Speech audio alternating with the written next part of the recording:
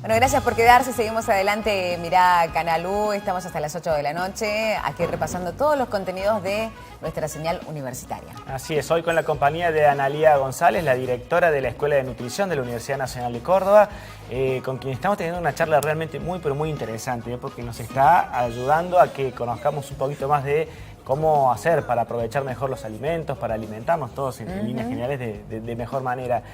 Analía, ya cumpliendo tu tercer año a cargo de la escuela, sí, de tu mandato, que ya nos has anticipado que no vas a querer renovar. No. Volvés a la docencia, volvés al ruedo, digamos. Sigo con la docencia, sí. Bueno, y hemos mencionado a lo largo de la charla, y no quería dejar pasar el momento para hacerlo en esta parte del programa, algunas cuestiones muy interesantes que vienen llevando adelante, el tema de la huerta activa, el tema de los talleres con las manos en la masa, y este proyecto que nos has dicho vos respecto del tema del aprovechamiento de lo que se desperdicia, ¿no? De los residuos. Las cifras son siderales. Estaba viendo un poquito antes de que vinieras, se desperdician algo así como 16 millones de toneladas en Argentina por año. ¿Puede ser esa cifra tan exorbitante?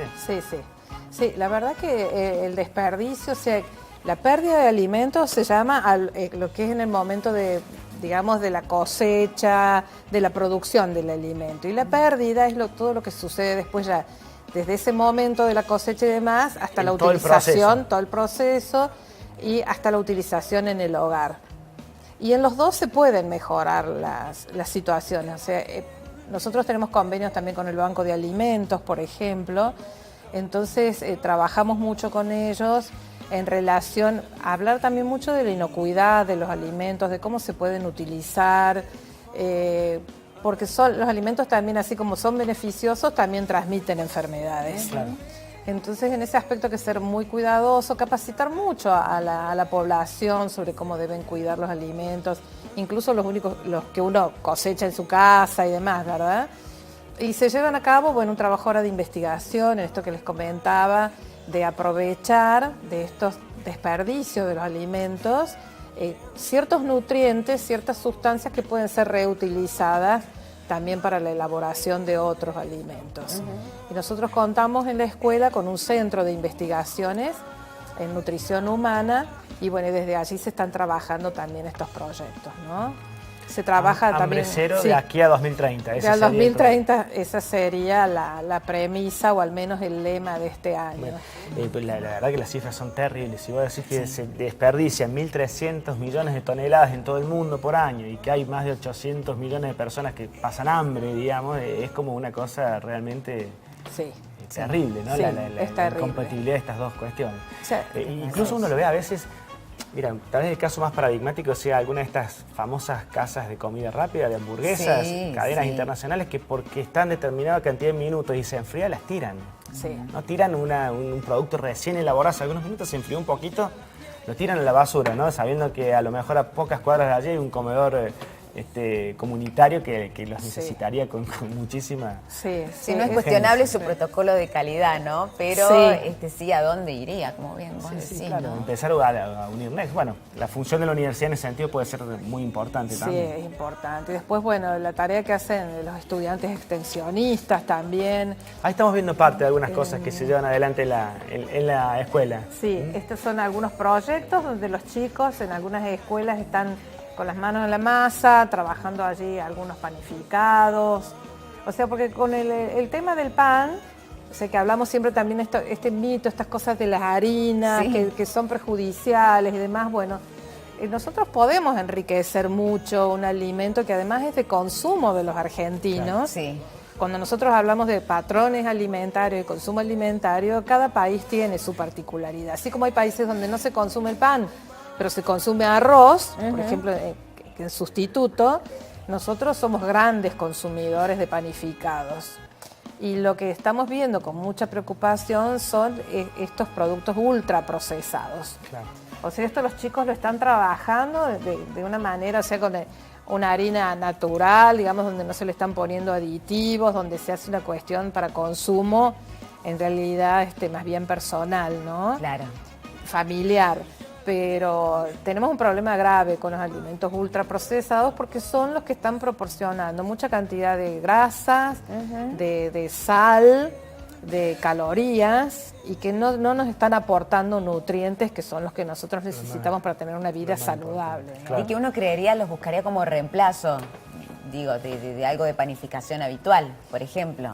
Sí, ¿cuáles podrían ser, Analia? Y bueno, nosotros podemos hacer en nuestra casa un pan integral, un pan más natural, amasado en casa, preparado, que también le agrega otro valor, ¿verdad? Para nuestras meriendas, podemos hacer muchas cosas, podemos hacer incluso barritas de cereal en casa, con alimentos naturales, mezclados con miel, con algunas semillas. O sea, también vamos viendo que hay como una moda así de incorporar ese tipo de alimentos, porque bueno, uno va conociendo también otras propiedades. Claro.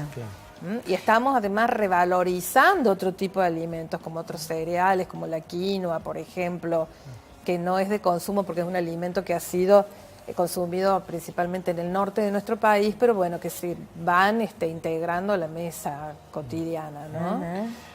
Bueno, nos vamos quedando sin tiempo, todo es tan interesante. Te quiero pedir una reflexión cortita, breve, digo, a propósito de la obesidad en el mundo, que atraviesa a todos los países, a todas las sociedades, sobre todo las occidentales. ¿Cómo estamos en Argentina, en Córdoba, en ese sentido? Bueno, estamos bastante mal, como en general, en todo el mundo, ¿no? El problema más grave que tenemos nosotros, porque esto es un problema de salud pública y hay que entenderlo así, no es una cuestión estética solamente, sino como problema de salud pública que el Estado tiene que hacerse cargo también e intervenir. Y el Estado tiene programas de prevención para la obesidad, porque bueno, la meta ahora no es disminuir la obesidad, porque no se está logrando, pero al menos que no aumente esta prevalencia, esta gran cantidad que tenemos de personas con sobrepeso y obesidad, ¿no? Y en eso es importantísimo la educación alimentaria, nutricional, la incorporación de hábitos saludables, la actividad física. Es tan malo comer mal como el sedentarismo, probablemente. Como el sedentarismo. ¿No? Nosotros vivimos en una sociedad que está propiciando el sedentarismo, porque bueno, nos movemos mucho en auto,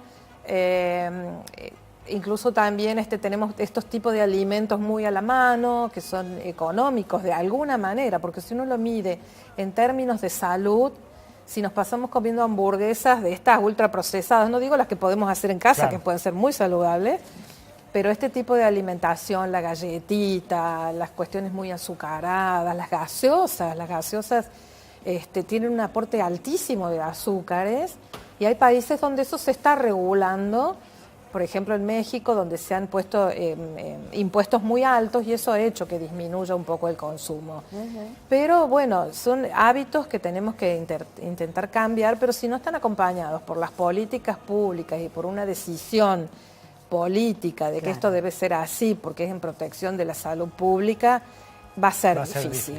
Sí, es cultural, pero hay que favorecerlo de algún modo desde el Estado. Y como bien lo decías, ¿no? Lo barato termina siendo caro, porque al sistema general de salud, las consecuencias de una población con sobrepeso y obesidad son enormes, ¿no? Al sistema le cuesta, en cuestión monetaria estoy hablando, ¿no? Sí, realmente es carísimo. Sí, de oferta también de las instituciones de salud a futuro, porque como no es un problema, por ejemplo, cuando uno tiene un niño que tiene una fiebre alta, rápidamente uno asiste al médico, lo lleva, ¿verdad?, a la consulta. Este problema que es tan insidioso que va a traer a lo largo de 20, 30 años recién los problemas de salud graves.